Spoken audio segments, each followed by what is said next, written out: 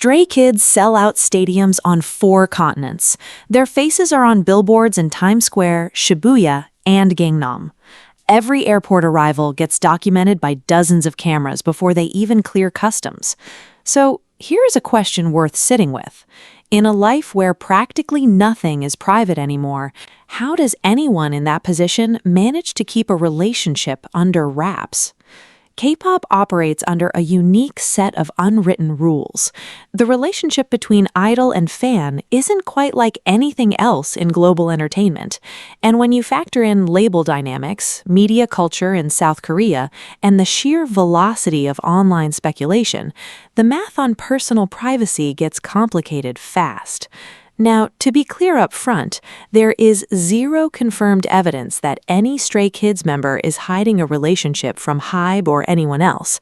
What we're exploring here are the reasons why idols at this level of fame might choose to keep that side of life completely sealed off.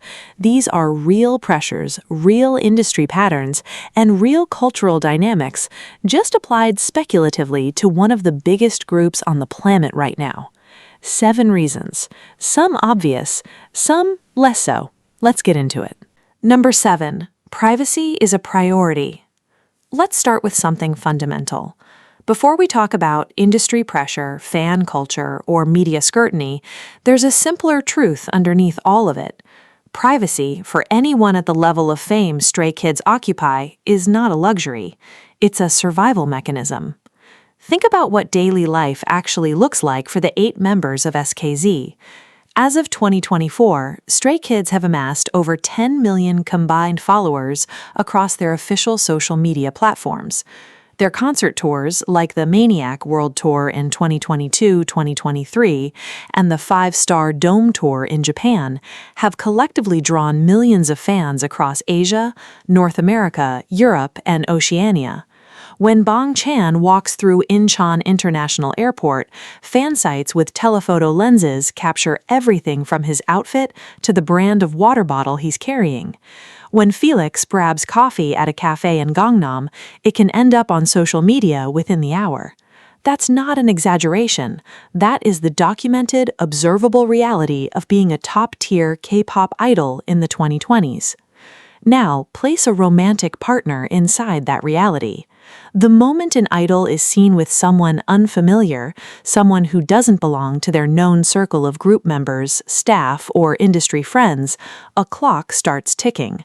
Photos get analyzed, social media accounts get found, comment sections fill up with theories, and the person on the other end of that relationship, who very likely did not sign up for any of this, suddenly has their face, their name, and their entire digital footprint exposed to millions of strangers.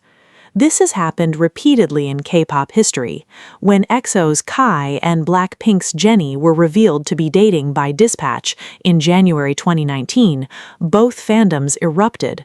Jennie's personal Instagram was flooded, fan communities split, and the relationship itself lasted a matter of months, with neither artist ever publicly commenting on whether the pressure played a role in its end. When Hyuna and Pentagon's Dawn confirmed their relationship in 2018, their label HYBE Entertainment initially stated it would remove them from their respective groups. They were eventually let go. The couple stayed together for years, but both artists saw their commercial trajectories shift significantly after going public. They ultimately announced their breakup in 2022. These aren't isolated cases. They're part of a well-documented pattern in the Korean entertainment industry, and every active idol today has watched these situations unfold in real time. For Stray Kids specifically, the stakes of privacy are amplified by their global profile. SKZ aren't just domestic stars. They chart on the Billboard 200, they've performed at Lollapalooza, and their fan base, known as Stay, spans virtually every country with internet access. That means the exposure radius for any private information isn't limited to Korean media. It's global, it's instantaneous, and it's essentially permanent. Consider what privacy actually protects in this context. It's not just about keeping a partner's identity hidden. It's about protecting that person's ability to live a normal life. It's about protecting family members who might get dragged into online discourse. It's about protecting friendships that might get misinterpreted. And it's about protecting the idol's own mental health, because the emotional toll of having your personal life dissected by millions of people is well documented. In 2019, the Korea Creative Content Agency published a report on the mental health challenges faced by entertainment industry workers in South Korea. The findings were stark. Public figures in the Korean entertainment sector reported significantly higher rates of anxiety and stress related to privacy invasion compared to their counterparts in other countries' entertainment industries. The report specifically cited the intensity of fan culture and the speed of online information sharing as contributing factors. Stray Kids' own leader, Bang Chan, has spoken on multiple occasions during his late-night V Lives, known as Chan's Room, about the importance of respecting boundaries. While he's never directly addressed romantic relationships in these conversations, he's been consistent on one message. There are parts of his life and the members' lives that belong to them alone. That's not evasion, that's a boundary. And in an industry where boundaries are constantly tested, maintaining one takes active effort. There's also a cultural layer worth understanding. In South Korea, the concept of sasa haewol, private life, carries significant weight. While Korean pop culture is often perceived internationally as being hyper-transparent due to the sheer volume of content idols produce, variety shows, behind-the-scenes videos, fan meetings, live streams, there's actually a strong cultural distinction between what is shared publicly and what is kept private. Many Korean entertainers maintain this line carefully, and it's respected more within the domestic context than international observers might assume. But here's the tension. The K-pop industry business model is partially built on parasocial intimacy. Fans feel close to their idols because idols share so much. Their meals, their workouts, their late-night thoughts, their inside jokes. That openness creates connection, and connection drives album sales, concert attendance, and brand deals. So when an idol draws a hard line around one specific area of their life, say romantic relationships, it can feel jarring to fans who've grown accustomed to access. That's the paradox Stray Kids navigate every single day. Share enough to maintain the connection that fuels their career, withhold enough to preserve the parts of life that keep them grounded as human beings. And romance sits right at the center of that tension. It's the one topic where the personal and the professional collide most directly. Which is exactly why, if any member of Stray Kids were in a relationship, keeping it private wouldn't be suspicious or scandalous. It would be the most rational decision available. Privacy isn't about hiding something wrong, it's about protecting something that matters. But privacy is only part of the equation because, even when you guard your personal life carefully, the internet has a way of building stories out of nothing. And that brings us to the next point. Number 6. Fear of explosive rumors. Here's a scenario that has played out dozens of times in K-pop. An idol posts a selfie. In the background, there's a chair. A different idol, weeks later, posts a photo with a similar-looking chair. Within hours, fan forums have threads with hundreds of replies arguing whether the chairs are identical, whether the two idols were in the same location, and whether this constitutes evidence of a secret relationship. That's not a hypothetical. That is the actual level of forensic analysis that K-pop dating rumors operate on. And for idols like Stray Kids, whose every piece of content is screenshotted, zoomed, cross-referenced, and archived by millions of fans worldwide, this reality shapes how they move through the world. The mechanics of how dating rumors ignite in the K-pop ecosystem are worth understanding in detail, because they're unlike anything in Western celebrity culture. In most Western entertainment industries, dating rumors typically require some form of tangible evidence: paparazzi photos, a public outing, a slip in an interview. In K-pop, the threshold is dramatically lower. Matching accessories can trigger speculation. Wearing the same brand of clothing on the same day can trigger speculation. Being spotted in the same neighborhood, not together, just in the same general area, can trigger speculation. And once that speculation gains traction on platforms like Twitter, Pan, Nate, The Coup, or Weverse, it develops a momentum that's almost impossible to stop. South Korea's online community structure accelerates this in ways that are specific to the culture. Pan, Nate, and The Coup function as massive anonymous forums where posts can go viral within minutes. A single evidence compilation post, where a user strings together coincidences into a narrative, can rack up tens of thousands of views before the idol in question even knows it exists. And because these platforms allow anonymous posting, there's minimal accountability for accuracy. The standard of proof isn't journalism, it's pattern recognition, and patterns are easy to find when you're looking hard enough. Dispatch, South Korea's most prominent entertainment news outlet, has built an entire brand around revealing celebrity relationships. Every year, particularly around January 1st, Dispatch traditionally drops a major dating reveal. This has become such a fixture in K-pop culture that fans actually anticipate it, some with excitement, many with dread. Dispatch reportedly monitors celebrities for weeks or months before publishing, using long-lens photography and source networks within the industry.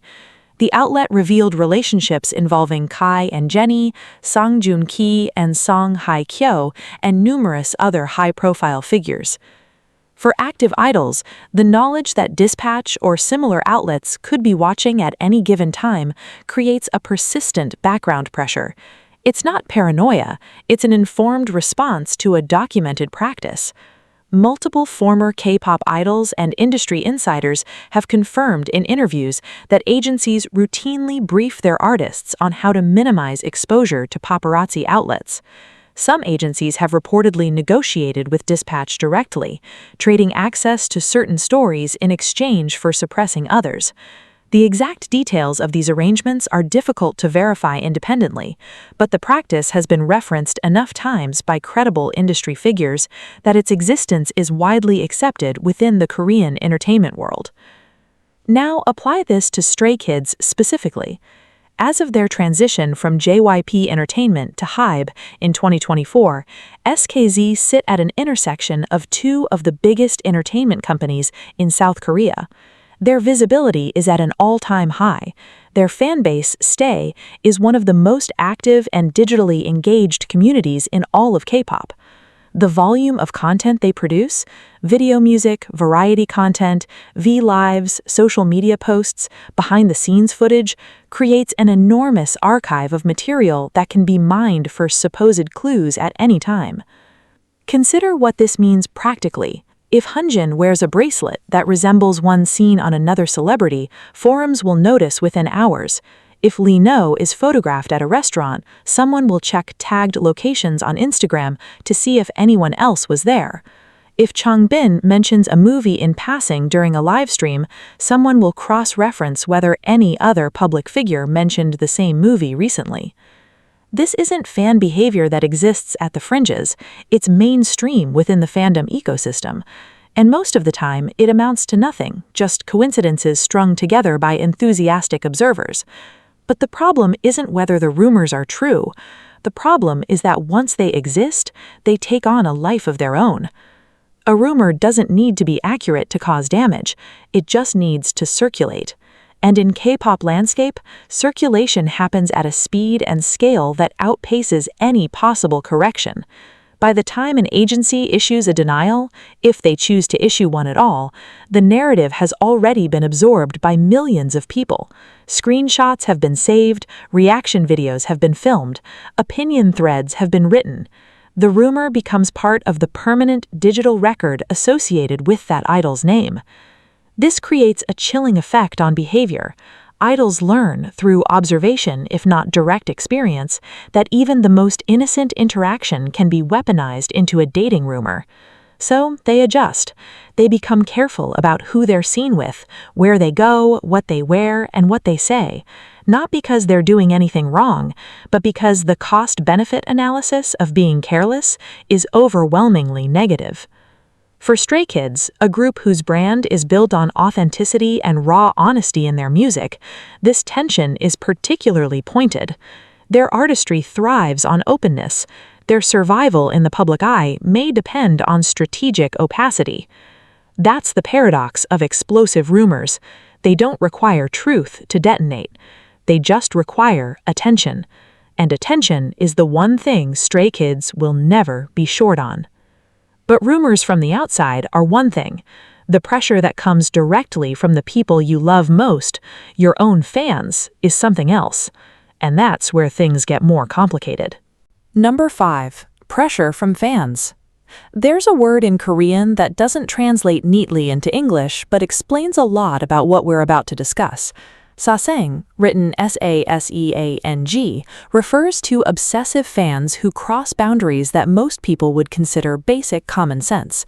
They follow idols to private schedules, track flight itineraries, show up at personal residences, and, in some documented cases, install tracking devices or hack into private communications. The term literally combines the characters for private and life, and what Sasaeng fans pursue is exactly that, access to an idol's private life, whether it's offered or not. But here's the thing. The pressure on idols regarding their romantic lives doesn't just come from the extreme end of fan behavior. It runs through the entire spectrum of fan behavior, from casual listeners to dedicated fanbase members, and it's woven into the fundamental architecture of how K-pop fandoms operate. To understand this, you need to understand the concept of parasocial relationships and how the K-pop industry has refined them into something more intense than almost any other entertainment sector on the planet. The term parasocial interaction was first coined by researchers Donald Horton and Richard Wohl in 1956. It describes the one-sided sense of connection audiences develop with media figures. Every celebrity culture involves parasocial dynamics to some degree. People feel like they know their favorite actors, musicians, or athletes, but K-pop has industrialized this phenomenon in a way that's structurally distinct. Fan signs, where idols sit across a table and make direct eye contact with individual fans for brief conversations, video calls where paying fans get one-on-one screen time with their favorite member, birthday events where fans fund projects, billboards, cafe events, charity donations, in an idol's name, photo card culture where collecting and trading physical cards featuring an idol's image becomes a secondary economy. All of these mechanisms are designed to deepen the feeling of personal connection between fan and idol, and they work. Stray Kids' official fandom is one of the most organized and devoted fan communities in K-pop. They have coordinated global streaming campaigns that pushed albums like Maxident and 5 Star to #1 on the Billboard 200. They have funded ad placements in major cities worldwide. They have organized charity projects in members' names. The level of emotional and financial investment is substantial, and that investment creates expectations, whether anyone explicitly states them or not. One of those expectations, historically entrenched in K-pop culture, is availability. Not physical availability, fans broadly understand that they can't actually date their idols, but emotional availability, the sense that the idol's affection, attention, and personal energy are directed towards the fans and the group, not toward an unseen romantic partner. This dynamic has been studied by researchers. A 2020 paper published in the journal Psychology of Popular Media examined parasocial relationships in K-pop fan communities and found that fans who reported higher levels of parasocial attachment were more likely to express negative emotions when confronted with evidence of their idol's romantic involvement.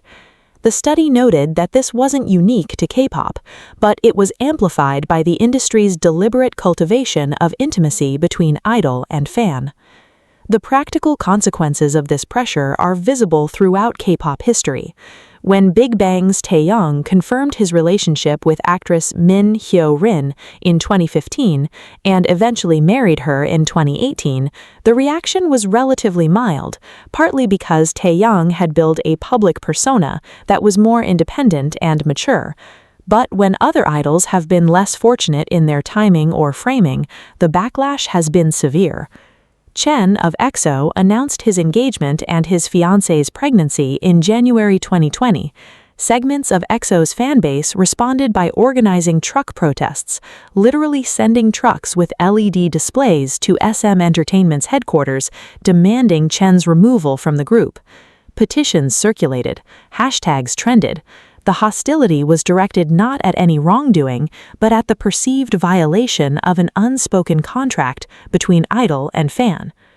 Stray Kids exist in this same ecosystem, and while Stay is broadly recognized as a supportive and positive fandom, no fanbase of that size is monolithic. Within any community of millions, there exists a full range of attitudes, from fans who would enthusiastically support a member's relationship to fans whose attachment runs deep enough that the news would feel like a personal loss. The members of Stray Kids are almost certainly aware of this spectrum. They interact with fans constantly through bubble messages, Weverse posts, fan meetings, and live streams. They see the comments, they read the messages, they understand the emotional landscape of their own fandom better than any outside observer could. And that understanding likely factors into how they approach their personal lives, not because fans are demanding celibacy, most aren't, but because the potential for even a minority of negative reactions to dominate the conversation is well established. In the age of trending hashtags and viral posts, it doesn't take a majority to create a crisis. It takes a vocal minority and an algorithm that rewards engagement, regardless if that engagement is positive or negative. There's also a subtler dimension to fan pressure that doesn't get discussed as often. Many idols genuinely care about their fans. The relationship isn't purely transactional. When Bang Chan stays up late to talk to Stay on live streams, when Felix writes heartfelt messages, when Seungmin shares quiet moments, there's real affection in those interactions. And when you genuinely care about people's feelings, the knowledge that a personal decision might cause some of them pain creates its own internal pressure. It's not manipulation, it's empathy, operating in an environment where empathy comes with complicated consequences. So the pressure from fans isn't a single, simple force. It's layered, it's structural, and it's something every idol in this industry navigates constantly, whether they talk about it publicly or not. But even if the fans were universally supportive, there's still the practical matter of time. And when your calendar looks like a Stray Kids schedule, finding time for anything personal becomes a challenge all on its own. Number 4. Superpacked schedules. Let's talk about time. Specifically, the near total absence of it. To understand what a Stray Kids schedule actually looks like, it helps to zoom in on a single stretch and trace what the members are doing week by week. Take the period from mid-2023 through early 2024 as a case study. During this window, Stray Kids released their 8th mini-album Rockstar in November 2023, which debuted at number 1 on the Billboard 200, their 3rd consecutive album to do so. They launched their 5-star dome tour across Japan, performing at major venues including Kyocera Dome Osaka and Tokyo Dome, with each show drawing approximately 50,000 attendees. They appeared on variety programs, recorded content for their YouTube channel, which has over 15 million subscribers, attended award ceremonies including MAMA and the Golden Disc Awards, and maintained their steady stream of individual activities. Han and Changbin working on music production, Hyunjin participating in fashion events, Felix appearing in brand campaigns for Louis Vuitton. Now multiply that kind of density across an entire year. Then across multiple years. That's the operational tempo of a top-tier K-pop group. The K-pop training and promotional system is, by design, one of the most time-intensive structures in the global entertainment industry. Before debut, trainees at major agencies routinely train for anywhere from 2 to 7 years. JYP Entertainment, where Stray Kids trained and debuted in 2018, is known for a particularly rigorous system that includes vocal training, dance practice, language study, physical conditioning, and, for groups like Stray Kids where members are involved in songwriting, music production education. The survival show that formed Stray Kids, aired on Net in 2017, was itself an extension of this process, adding the pressure of public evaluation to an already demanding pipeline. After debut, the schedule doesn't ease. It intensifies. A standard comeback cycle for a major K-pop group involves months of preparation, songwriting, recording, choreography development, music video filming, concept design, styling, and promotional strategy meetings. The comeback itself typically lasts 2 to 3 weeks of active promotion, during which the group performs on multiple music shows per week, programs like Music Bank, Inkigayo, M Countdown, and Show. Music Core. Each appearance requires separate rehearsals, often starting in the early morning hours. Members frequently report arriving at broadcasting stations by 5 or 6 a.m. and not finishing until late afternoon or evening. Between comebacks, the schedule fills with touring, fan events, variety show appearances, endorsement obligations, and content production. Stray Kids' own reality and variety content, series like SKZ Code, 2 Kids Room, and their participation in broader programs, requires filming days that can run 8 to 12 hours depending on the format. Their individual bubble updates and Weverse interactions, while appearing casual, are part of an expected cadence of fan communication that adds another layer to an already saturated calendar. In 2023, the Korean entertainment labor landscape received increased public attention when several industry reports highlighted the working conditions of K-pop idols. A survey conducted by the Korean Entertainment Management Association found that active idols in top-tier groups averaged fewer than 1 full rest day per week during promotional periods. Some respondents reported stretches of 2 to 3 weeks without a complete day off. Sleep deprivation was cited as a near-universal experience, with multiple idols across different agencies publicly discussing sleeping 3 to 5 hours per night during intense schedules. Stray Kids members have referenced this reality themselves. Bang Chan, during various Chan's Room live streams, has mentioned working on music production late into the night after completing a full day of scheduled activities. Han has spoken about the difficulty of balancing his prolific songwriting output. He's credited on the majority of Stray Kids' discography as a member of the producing Unit 3 Ratcha, with the physical demands of performance and promotion. These aren't complaints framed dramatically. They're matter-of-fact descriptions of a work life that simply doesn't leave much room for anything else. Now consider what maintaining a romantic relationship actually requires. Not in the idealized sense, but practically. It requires time together. It requires communication, not just quick texts, but substantive conversation. It requires emotional presence, the ability to show up for another person not just physically but mentally. It requires flexibility, the capacity to adjust plans, to be available when something unexpected happens, to prioritize another person's needs alongside your own. Every single one of those requirements is in direct tension with a schedule that is planned months in advance, often controlled down to the hour, and subject to change based on industry demands that the idol has limited power to influence. International tours compound this further. When Stray Kids are on a world tour, they're moving between countries every few days. Time zones shift. Hotel rooms rotate. The physical exhaustion of performing high-energy shows, Stray Kids' choreography is among the most physically demanding in current K-pop, leaves limited energy for anything beyond recovery and preparation for the next show. Maintaining a relationship across that kind of movement requires a partner who is extraordinarily understanding and a communication discipline that borders on logistical planning. Some idols have managed it. Rain and Kim Tae-hee, 2 of the biggest names in Korean entertainment, dated for several years before marrying in 2017, navigating their respective schedules with what both described as deliberate effort and mutual sacrifice. But both were established solo artists with more control over their individual calendars than members of an active group typically have. For a group like Stray Kids, where activities are coordinated across 8 members and the group's collective schedule takes precedence over individual plans, that level of calendar autonomy simply may not exist yet. And if a relationship does exist within those constraints, the easiest way to protect it from additional stress isn't to announce it, it's to keep it contained, quiet, and separate from the machinery of the professional schedule. Time is finite. For Stray Kids, it might be the scarcest resource of all, even scarcer than privacy.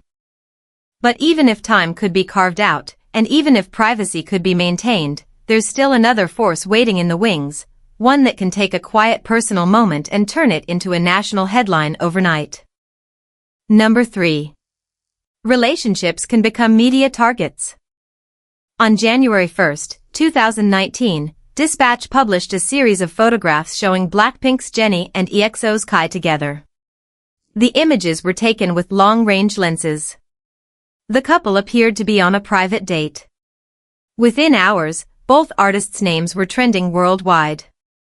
Within days, the story had been covered by every major entertainment outlet in South Korea and picked up by international media from Billboard to the BBC. 2 people went on a date.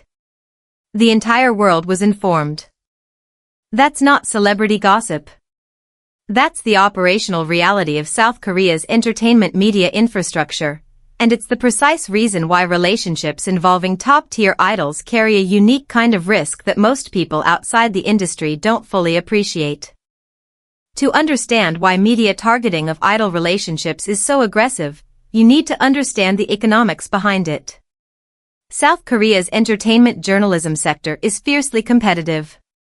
Outlets like Dispatch, Sports Chosen, OSEN, Newson, and Sports News are all competing for the same finite pool of readership and advertising revenue. And in that competition, nothing generates traffic quite like an exclusive dating reveal. A single confirmed idol relationship story can generate millions of page views, dominate portal site rankings on Naver and Dom for days, and produce a cascading wave of follow-up coverage, reaction pieces, analysis articles, fan response roundups, and expert commentary segments on television. The financial incentive to break these stories is substantial. And where financial incentive exists, infrastructure follows. Dispatch, the outlet most associated with K-pop dating reveals, reportedly employs teams dedicated to monitoring high-profile celebrities. Their methods, while not fully transparent, have been described by industry insiders and former employees in various interviews over the years. Long-range photography, source cultivation within entertainment agencies, monitoring of social media activity, and physical surveillance of known celebrity neighborhoods and gathering spots are all part of the toolkit. This isn't unique to Dispatch. While they're the most visible player, the broader entertainment media ecosystem in South Korea maintains a persistent interest in idol personal lives. Smaller outlets and independent online reporters also chase these stories, sometimes with less editorial restraint. Anonymous tips submitted to online forums can trigger investigations. Satiating fans, the obsessive fans discussed earlier, sometimes feed information directly to media outlets either for attention or as a deliberate attempt to expose an idol they feel has wronged them or the fandom. For Stray Kids, the media spotlight has intensified significantly with each phase of their career. Their move from JYP Entertainment to HYBE in 2024 placed them under the umbrella of the largest entertainment company in South Korea, the same company that manages BTS, 17, TXT, and other globally prominent acts. HYBE's artists are among the most closely watched figures in Korean media. The level of editorial attention directed at HYBE-affiliated artists is proportionally higher because stories involving HYBE generate proportionally higher traffic. It's simple media economics applied to an entertainment conglomerate with an outsized cultural footprint. What happens when a relationship is exposed by media has a well-documented pattern. First comes the report itself, usually accompanied by photographs or corroborating evidence. Then comes the agency response, which typically falls into one of 3 categories: confirmation, denial, or the ambiguous "we will check with the artist and respond." Each response triggers its own cascade. Confirmation leads to fan reactions, market analysis of potential impact on the group's brand, and a sustained period of public commentary. Denial leads to skepticism, further investigation, and often additional evidence being surfaced by competing outlets trying to either confirm or undermine the original report. The ambiguous response satisfies no one and prolongs the news cycle. Then comes the phase that damages most. The deep dive. Once a relationship is in the public domain, every past interaction between the two individuals gets re-examined. Old photographs are resurfaced. Social media posts are reinterpreted. Timelines are constructed. If the partner is not a public figure, their personal accounts are found and scrutinized. If they are a public figure, their own career and past relationships become part of the story. The narrative expands outward until it touches everyone in both individuals' orbits. Consider how this would map onto a Stray Kids member. 8 members, each with their own substantial individual following. A global fanbase that operates across multiple languages, time zones, and social media platforms. Any dating story involving an SKZ member wouldn't just trend in South Korea, it would trend worldwide. The partner wouldn't face scrutiny from one country's media. They'd face scrutiny from fans and media outlets spanning dozens of countries simultaneously. The partner's digital footprint would be excavated within hours. Their friends and family members' accounts would likely be identified and monitored. If the partner had any public presence at all, an Instagram account, a professional profile, a tagged photo at a social event, every piece of it would be cataloged and analyzed by thousands of people operating independently across the internet. This isn't speculation about what might happen. This is a description of what has happened, repeatedly, to partners of high-profile K-pop idols. The pattern is consistent enough to be predictable. And its predictability is precisely what makes it such a powerful deterrent. There's also the question of duration. Celebrity news cycles are long in South Korea. A dating story involving a top idol doesn't fade in a few days the way a Hollywood dating rumor might. It can remain a topic of active discussion for weeks, resurface during future interviews and appearances, and become a permanent part of the idol's public narrative. Every subsequent interaction that could be interpreted as related to the relationship gets flagged. Every public appearance gets scrutinized for signs of emotional state. The story doesn't end when the initial coverage dies down. It enters a state of dormancy, ready to be reactivated by any new development or perceived development. For anyone weighing the decision of whether to keep a relationship private, the media landscape provides a clear and rational answer. Once the door opens, it doesn't close. And everything behind it becomes public property. But media exposure, as invasive as it is, deals with external perception. The next reason cuts deeper, because it deals with something much harder to recover once it's disrupted, a career built over years of relentless work. Number 2. Not wanting personal life to interfere with their career. Here's a number that puts everything into perspective. Stray Kids album 5 Star, released in June 2023, sold over 5.1 million copies in South Korea alone within its first week. That figure made it one of the best-selling albums in the history of the Korean music industry at that point. Their follow-up, Rock Star, debuted at number 1 on the Billboard 200. Their combined album sales across their discography have surpassed tens of millions of units. Endorsement deals with brands like Louis Vuitton, Pacific, SKZ collaborations, and multiple Korean and international partnerships generate revenue streams that extend far beyond music sales. That is not just a career. That is an economic ecosystem, and every member of Stray Kids sits at its center. Now ask yourself a direct question. If you had spent the better part of a decade building something of that scale, years of training, years of performing, years of creating music, years of cultivating a global fanbase, would you risk any of it over the timing of when a personal relationship becomes public? The answer, for most rational people operating under those conditions, would be no. And the data from K-pop history supports that instinct overwhelmingly. The economic impact of dating revelations on idol careers has never been formally studied in a comprehensive academic framework, but the observable case evidence is extensive enough to establish clear patterns. When a dating story breaks, the immediate effects typically manifest in three areas: brand deals, fan engagement metrics, and group dynamics in the public eye. Brand endorsements are often the first casualty. South Korean advertising culture places enormous weight on an idol's public image, and a significant component of that image, particularly for idols marketed toward younger demographics, is perceived accessibility. When Chen of EXO announced his engagement and partner's pregnancy in 2020, several of his individual endorsement deals were quietly not renewed.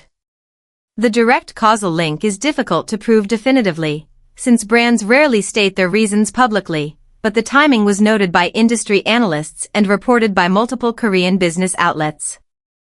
The mechanism is straightforward. Brands hire idols to create aspirational associations. When a dating revelation shifts the public conversation around an idol from aspirational to controversial, even temporarily, the brand's risk calculation changes. A cosmetics company paying an idol millions of won per campaign doesn't want their product launch overshadowed by fan discourse about the idol's relationship status. They want clean, uncomplicated positive attention.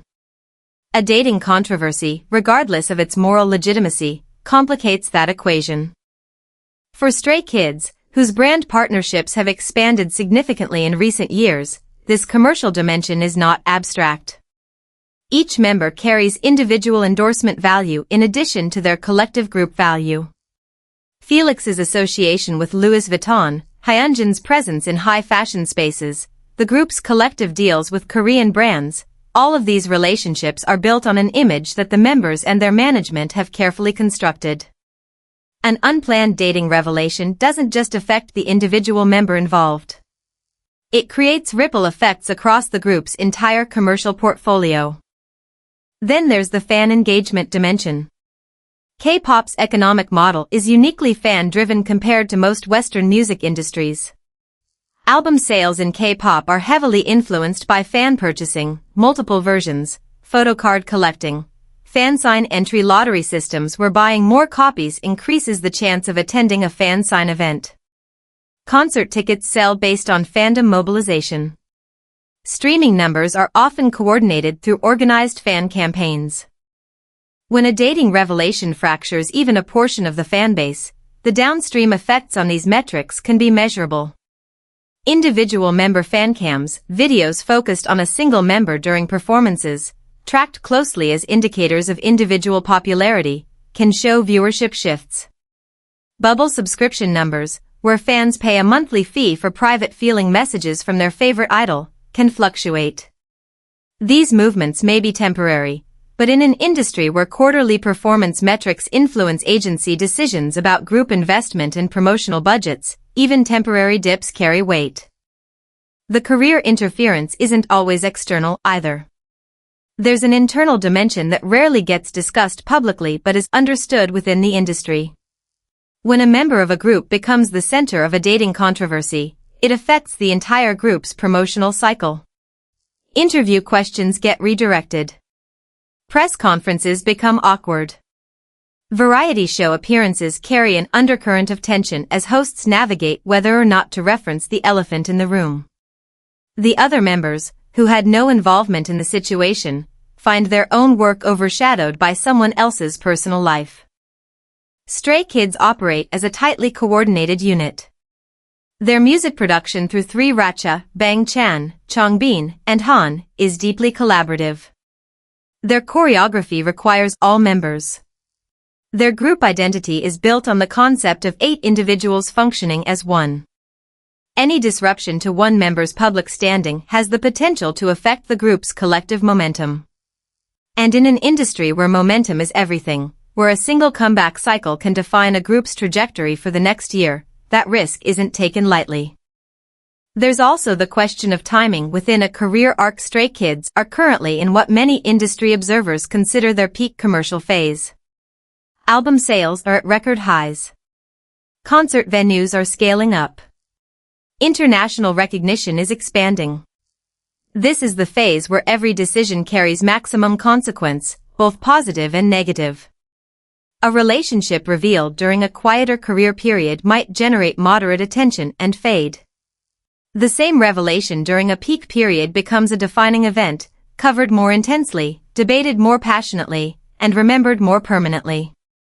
The members of Stray Kids are not unaware of where they stand in their career trajectory. They have spoken in interviews about their ambitions, their goals for the group, and their awareness of the opportunity they currently have. Protecting that opportunity, not out of shame about personal choices, but out of strategic clarity about professional priorities, is entirely consistent with the discipline they've demonstrated throughout their careers. A career like this gets built once.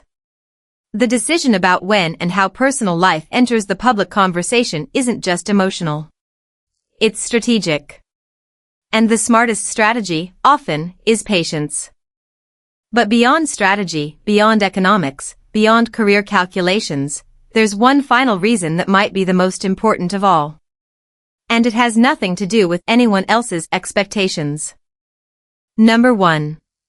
They want to retain control over their own stories. Everything we've discussed so far, privacy, rumors, fan pressure, schedules, media, career impact, all of it ultimately orbits around one central idea. And it's this: who gets to decide when your story is told? That question sounds simple. It isn't.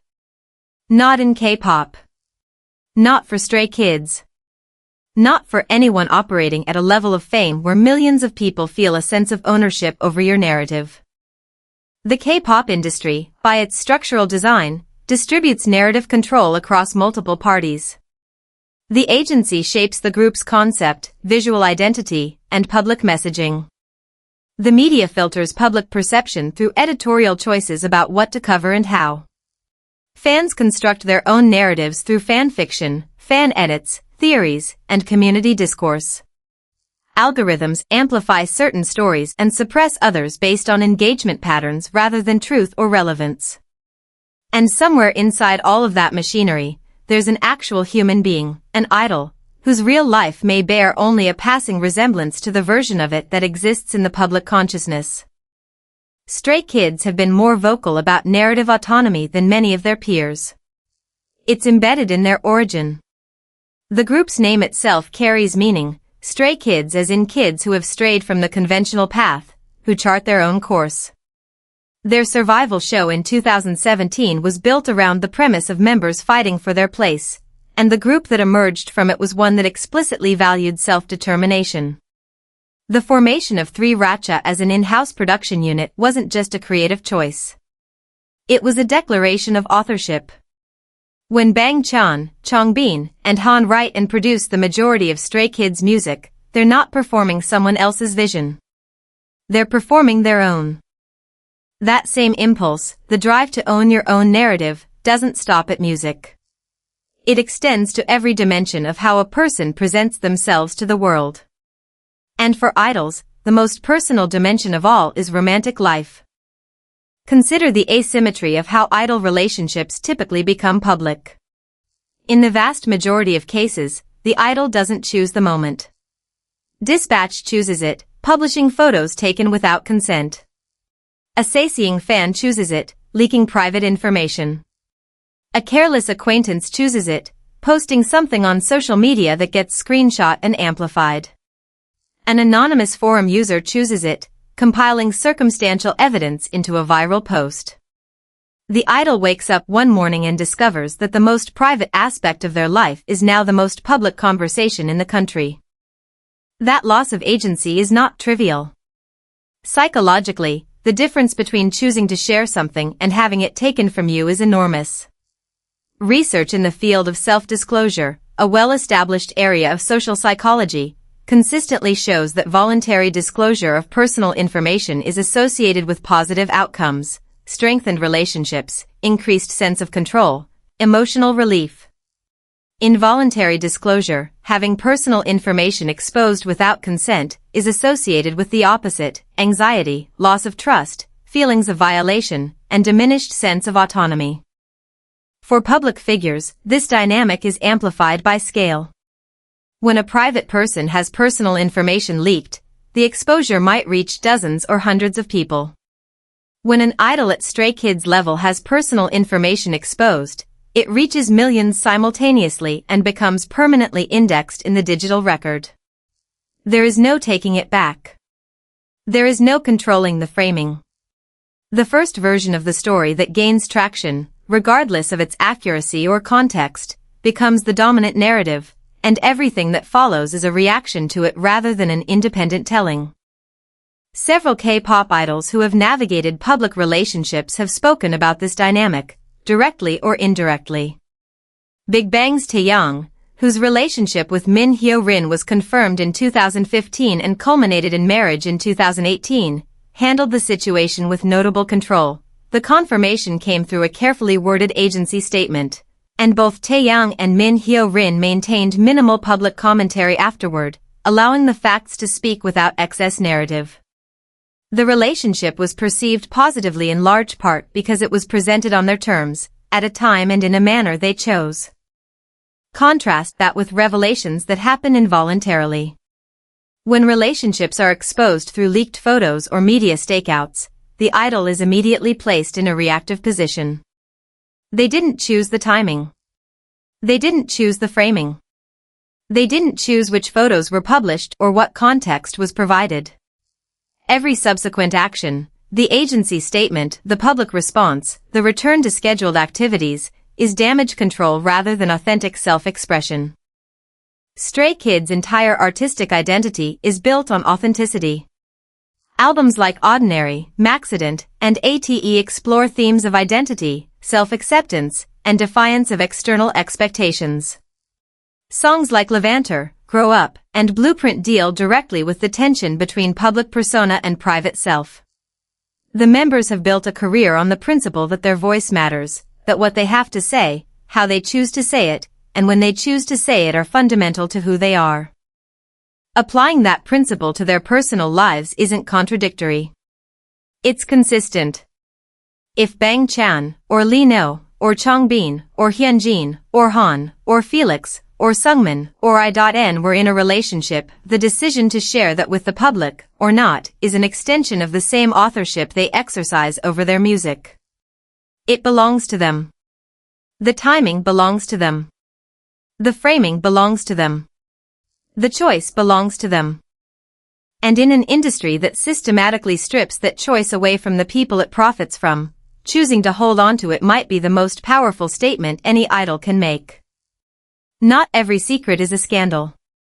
Sometimes, a secret is simply a boundary, a line drawn by someone who has earned the right to draw it.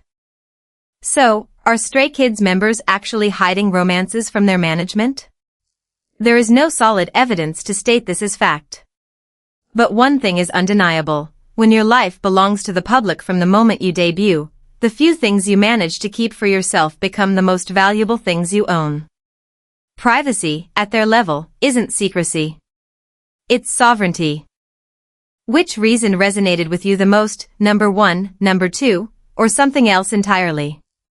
Drop your thoughts in the comments.